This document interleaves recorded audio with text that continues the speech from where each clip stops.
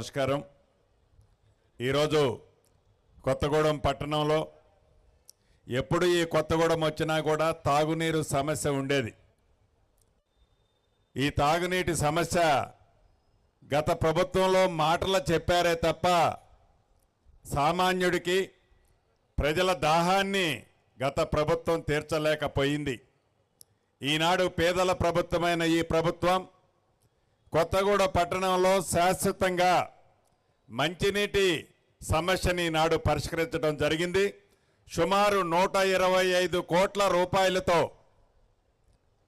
మంచినీటి సమస్యని శాశ్వతంగా కొత్తగూడెం మున్సిపాలిటీలో ఇప్పుడే శంకుస్థాపన పెద్దలు బట్టి గారి చేతుల మీదుగా చేసుకున్నాం. ఇదే రకంగా ఇంకా మౌలిక వసతులు కొన్ని చేయాల్సిన అవసరం ఉంది. గౌరవ ముఖ్యమంత్రి రేవంత్ రెడ్డి గారి నాయకత్వంలోని ఈ ప్రభుత్వం అన్ని వర్గాలకి, అన్ని మతాలకి, అన్ని కులాలకి ప్రాతినిధ్యం ఇస్తూ ఆనాడు ఎన్నికల్లో మేనిఫెస్టోలో ఏదైతే కార్యక్రమాలు పెట్టామో, ఏవైతే 6 గ్యారంటీలు చెప్పి 5 గ్యారంటీలు ఇప్పటికే ఇవ్వటం జరిగింది.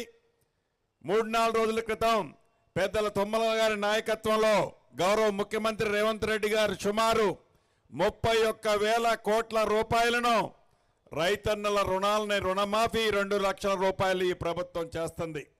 ఈరోజు సీతారామ ప్రాజెక్టుని ఈ ప్రభుత్వం ఏదైతే ఆనాడు దివంగత నేత రాజశేఖర రెడ్డి గారి టైంలో గోదావరి మీద గోదావరి నీటిని ఈ ఉమ్మడి ఖమ్మం జిల్లాతో పాటు నల్లగొండ ప్రాంతాన్ని సస్యశ్యామలం చేయడం కోసం లిఫ్ట్లు ఏర్పాటు చేస్తే రాజకీయ లబ్ధి కోసం, ధన లబ్ధి కోసం గత ప్రభుత్వం ఆ లిఫ్ట్లని, ఆ స్కీములు మార్చి కొత్త పేరు పెట్టడమే కాకుండా దొరికినంత అప్పు చేసి ఆ చేసిన అప్పులో దండుకొని ఆ ప్రాజెక్టులు సుమారు 9,000 కోట్లు ఖర్చు పెడితే గత ప్రభుత్వంలో 1 ఎకరానికి కూడా నీళ్ళు ఇవ్వలేదు. కాకుండా కనీసం ఆ మోటార్లు కూడా ఆన్ చేయని ప్రభుత్వం పేదోడు ప్రభుత్వం వచ్చిన తర్వాత ఈరోజే మీరు చూశారు, ఆ లిఫ్ట్ని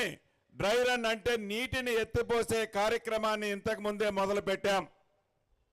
తప్పకుండా రైతులను రాజు చేస్తున్న ఈ ప్రభుత్వం, రైతుల పక్షపాతిగా ఉన్న ఈ ప్రభుత్వం, పేదోళ్ళకి అండగా ఉన్న ఈ ప్రభుత్వం, యువకులు, మైనారిటీలు, దళితులు, గిరిజనులు అన్ని సంఘాలకి గౌరవ ముఖ్యమంత్రి రేవంత్ రెడ్డి గారి నాయకత్వంలోని ప్రభుత్వం భవిష్యత్తులో ఏ కలల కన్నీ ఈనాడు ఇందిరమ్మ రాజ్యాన్ని తెలంగాణ రాష్ట్రంలో తెచ్చుకున్నామో ఆ కన్న కలలన్నిటినీ నెరవేర్చే బాధ్యత ఈ ప్రభుత్వం చేపట్టుద్దని మనస్ఫూర్తిగా మీ అందరికీ తెలుపుకుంటూ సెలవు తీసుకుంటున్నాను.